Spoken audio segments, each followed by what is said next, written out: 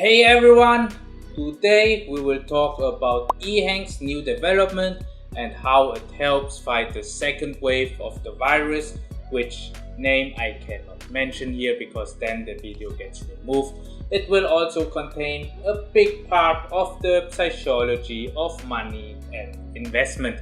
I don't want to be a channel just to tell you which stock is good and investment is good. I also want to tell you why and explain you the mindset behind it. Then we will talk about the strategy of Jamie Dimon, the CEO of Chase of JP Morgan Bank, and I will of course give you updates on all recent developments about Ehang. But first of all, welcome to High School Dropouts Advice. If you need subtitles, click on the subtitle button right here. Through Patreon, you can get into our Discord community where you can get directly in touch with me and other Ehang fans. The description is down below.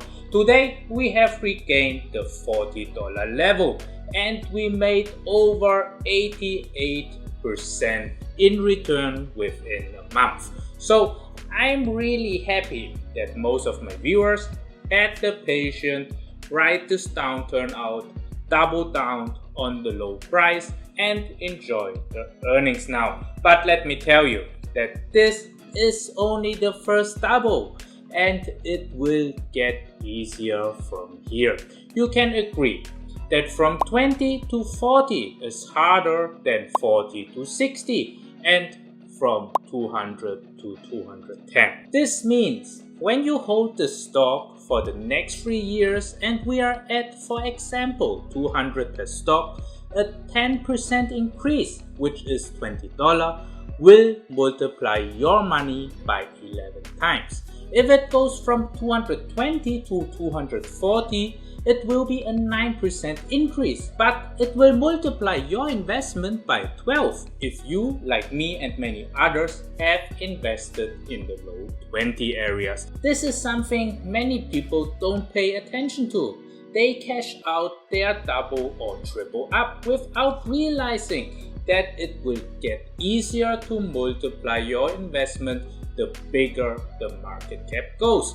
Time will grow your investment. There's no need to try to outsmart the market. If my investment goes higher, I don't sell them to pocket the profit because I don't invest in having a couple of extra thousands or hundreds of thousands to party, buy a Lambo or designer clothes. My aim in investing is to have time and living a financial free life where I can do whatever I want and whenever I want without me tied up in a job. If you are attracted by taking small profits to reward yourself on materialistic stuff that is not considered an asset, you will always try to hunt those small gains and continue to work the rest of your life. But if you invest 10 years into stocks, real estate and crypto, live frugally and work hard, I can promise you that everyone can retire within 10 years of hard and smart work and having investment working for them lifelong. Let me show you a dude on Reddit. This guy bought 100,000 Ehang shares for €21.11 per stock for €2.1 million, which was a big chunk of his entire portfolio in this account. He made over €1 million in gains. So we will see comments like this. OMG, if I would own 3 million, I would work for fun and invest 1 million into a slowly growing ETF to leave money for my children. Let me explain that this sort of thinking is a way of thinking I encountered many times, and in my opinion it's wrong. So let me explain why I want you to think big.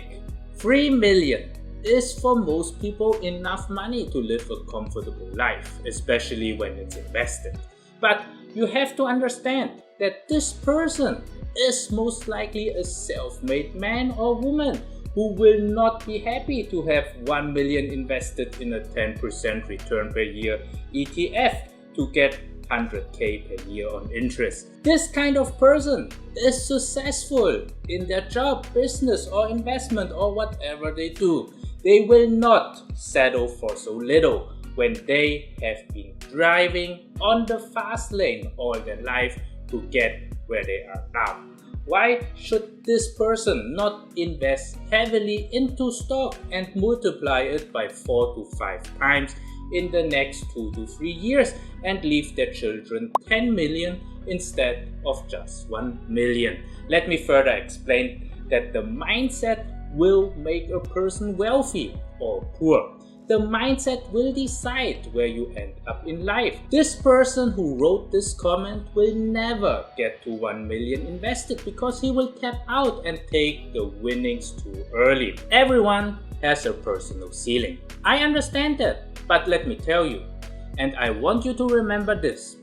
Most people I met and who make investment will overestimate what the returns are for the first 2 to 3 years, and they will underestimate by a lot what they can have in 10 or 20 years. The human brain can only think in a linear way, but investments are growing exponentially, so it takes time to get things taking off. So this is the mindset I want you to have. So I hope with this little money mindset lesson, I could prepare you for the long-term investment journey. If you want to help me out and want to make at least $32, then you can sign up at Webull. You can trade Dogecoin, Bitcoin, Ethereum and other cryptocurrencies and stocks on Webull. You would get 4 free stocks up to $2,000 per stock when you deposit at least $100. The lowest amount you get from the 4 free stocks are $8 per stock, so you get 4 of them, which makes $32. Use my link down below in the descriptions to get the 4 free stocks. Now let us get into some recent news. How Ehang is helping the Guangzhou government. I want to show you a video of Ehang. The video is originally 2 minutes long, but I will put it on the fast forward for a couple of areas to save you guys some time. 在新闻发布会通报新冠疫情防控的最新情况。28日，新增报告5例本地无症状感染者。广州实行分级分类防控，应对新冠疫情。荔湾区部分区域的所有人员以居家为主，停止非日常生活必须的一切活动。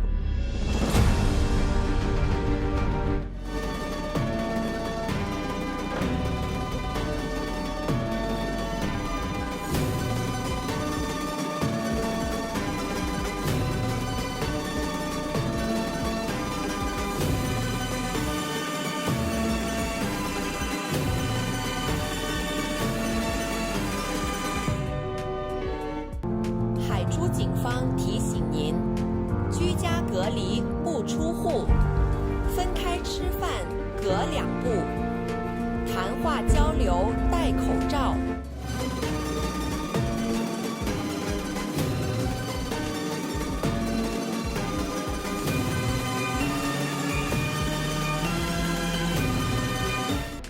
The video showed how useful drones are and how they can improve our infrastructure of transportation and logistics. So there's no question that this will be part of our future. You see that a 1-hour car drive only takes 5 minutes with the drones. But there's also one news regarding this which I want my viewers to be aware of. Each Skyhawk aircraft is equipped with Ehang zoom camera and Ehang megaphones and continues to conduct patrols in the air. Once a person is found to have violated the anti-epidemic control regulation, it will send out reminders through the megaphone. We can see this development in a good and in a concerning way. The good way is that Ehang is working closely with the government and it will get more exposure and favoritism in the future. But we have to look in the far future. What Ehang is providing here is surveillance and a drone. which helps to manage the people as a police officer would do. So my conclusion is, when Ehang is working closely with the government, it will not take long for the government to ask Ehang to produce surveillance drones, which will first be used by cities and maybe in the future military. We can think that far, that passenger drones or logistic drones have great use in the military as well, by transporting medicine or staff or other equipment. So this development and direction is something that can bring Ehang on a blacklist in the far future if the US and Chinese tension is going on.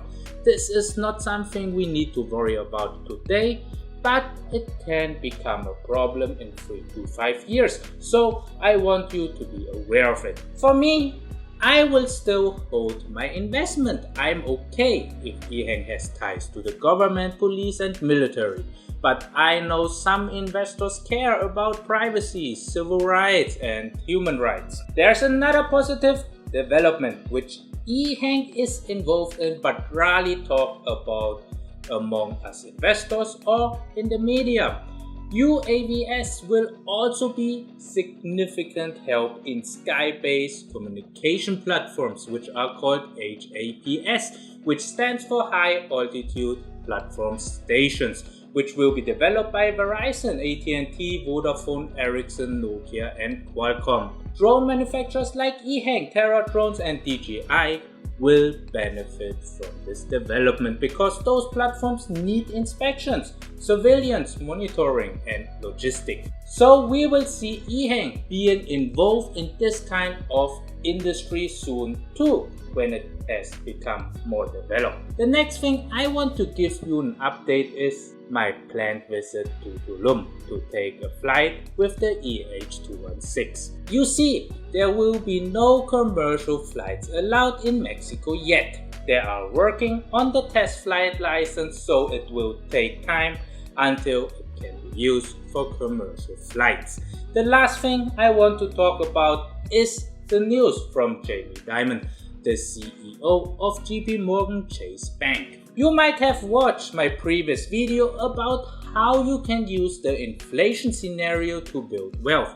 I will link the video up here and in the description below. He said in the news that Chase is stockpiling cash because it thinks that Federal Reserve will boost the interest rate so that Chase Bank can lend that money out for higher interest. In my video I told you not to hold cash and invest your money into assets, which is the opposite of what the CEO of JP Morgan said. But let me explain to you why a bank strategy will be different from individuals with much smaller pockets than they do. They have 500 billion in cash.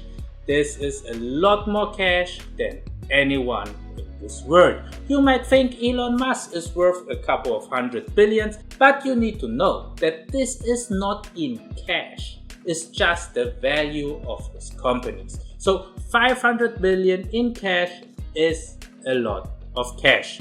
If you put 500 billion in cash into Ehang or any other stock, the company's evaluation becomes nonsense, and the company cannot fill the big shoes JP Morgan put on them. The company also cannot use that money. So you have to understand, when you have so much money, that your investment will change the price of the investment and it make it so expensive that no one else is investing in it. Then you are in a situation like Chase now. They cannot throw 500 billion in cash into an ETF or buy couple stocks with it because they will change the valuation of it.